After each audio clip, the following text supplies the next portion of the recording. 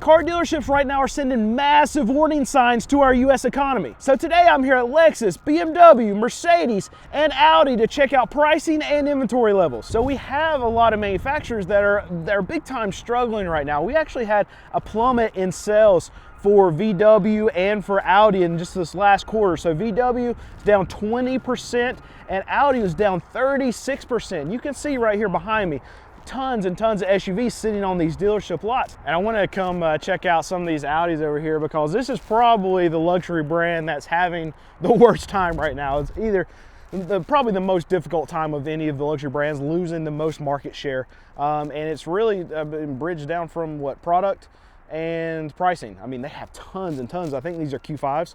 Let's look at this one, see what it is. It's a, yeah, Q5. Price on it, $63,000. And what I want to point out is I just went over there to Lexus, and for an RX 350, it's a good bit cheaper than what they're selling this for over here. So in a lot of cases, if you're looking at one of these, mid-level size SUVs, Lexus customer probably is very similar to an Audi customer. So it could be that Lexus is taking a lot of these Audi buyers just because they have a product in a similar size, arguably better reliability, and for a cheaper price.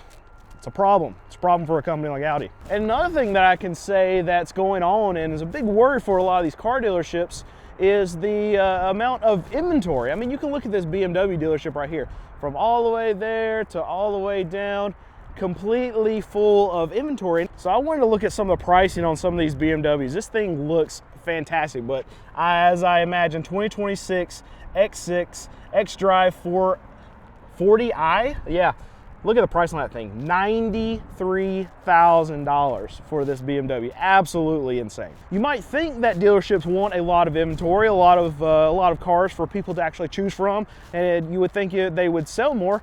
And in a lot of cases, yes, dealerships will sell more the more vehicles they have. The problem is the cost to carry all of these vehicles is a big burden on a lot of these dealerships. And there's a tipping point when you get to the place where dealerships are overrun with inventory. So much inventory, there's not an empty space here at this BMW lot. And this right here is a 330i. If I'm not mistaken, I think this is one of their, you call it BMW, like one of their average sedans. It's not an M series, anything like that. But 330i sedan.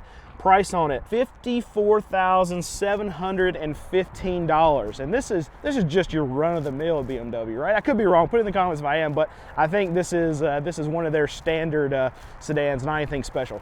And we'll check out this one. This is I think it's an X5. Looks like an X5. Yeah, BMW X5. Price on this thing, $75,000. Absolutely insane. I mean, they look great, right?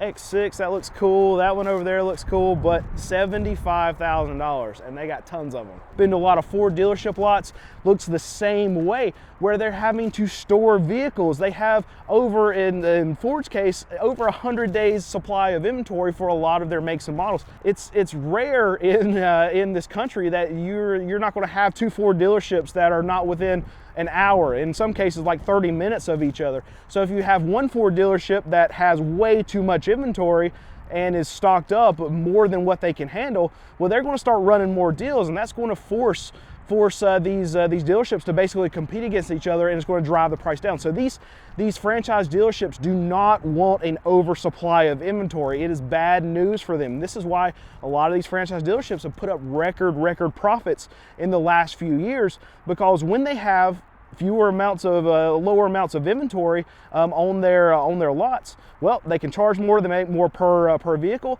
and then they also don't have to worry about holding costs, and that's a big expense for a lot of these big franchise dealers. Yeah, here's what I'm looking for. These are the Lexus RX 350s. These are my favorite. I love these SUVs.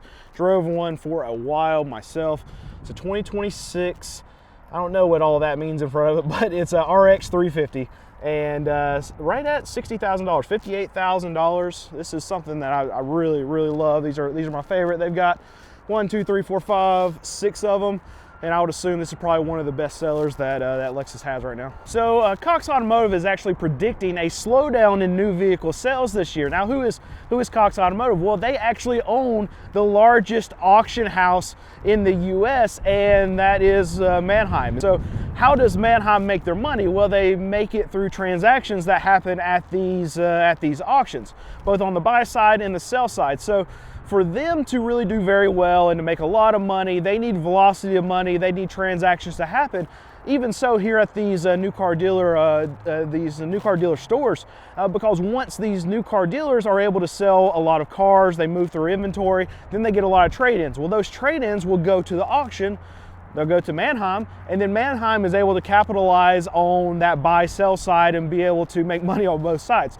So for Cox Automotive to be forecasting for the sales to come down, well, you're going to see that if anyone's going to want to paint a rosy picture for sales in the US, it's going to be Cox Automotive. For them to paint a negative picture of what they're thinking is going to happen with the car market, well, I would anticipate that it's always going to be probably a little bit, and maybe even a lot bit more worse than what they would actually be predicting, because they're always going to have these rose color, what's the saying, rose color glasses, rose color goggles, not goggles, it's glasses, on, where they're going to want to paint a very positive picture of what the car market is doing, because they benefit off the car market doing better. All right, let's also check out a sedan they got tucked over here in the corner.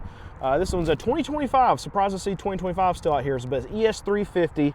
Price on this one here is $50,000. So there's two things that are going on right now that we know that worry franchise dealers greatly. There's been surveys that have been put out. We have heard from a lot of these dealerships, much like these ones that we're looking right here. Even though these dealerships are luxury dealerships, we're still dealing with the same kind of problems as even some of these lower level brands dealerships that we're looking at. Like you think Nissan, you think Jeep, Dodge, and Ram. All of them are showing the same concerns. And number one, this is the obvious one, right? Affordability. Affordability is the number one concern across the board from all of these car dealers. And then we got number two. Number two is the strength of the consumer, and not necessarily the strength of the consumer to purchase, but the actual purchasing power of a lot of these consumers. Because what do we know that's actually going on?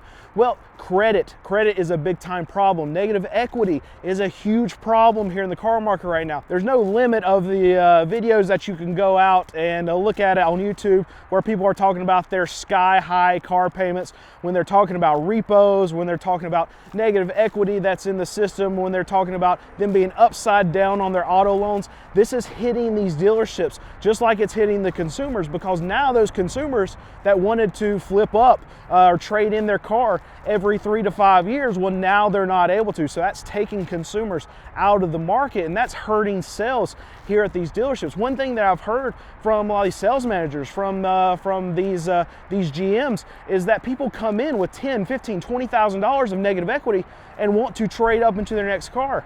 And there's nothing that those dealerships can actually do about it. So this is a massive, massive concern, because as things continue to get worse, what will happen? Well, credit has to get tighter, and when credit gets tighter, you take way more consumers out of the market. What do we know? About 83% of all car buyers right now are payment buyers. So if you take a big percentage of those car buyers out, because now they're not going to be able to actually get that car loan, well, it's going to hurt the bottom line of every single one of these car dealerships. And recently we've had Toyota and Lexus executives actually come out and say that prices are going to be going up, and they predict that it's going to be a much tougher time ahead. See, what they said is that they were able in this past year to absorb a lot of the tariff costs that were actually increasing what it costs them to produce their cars, but no longer can they do that.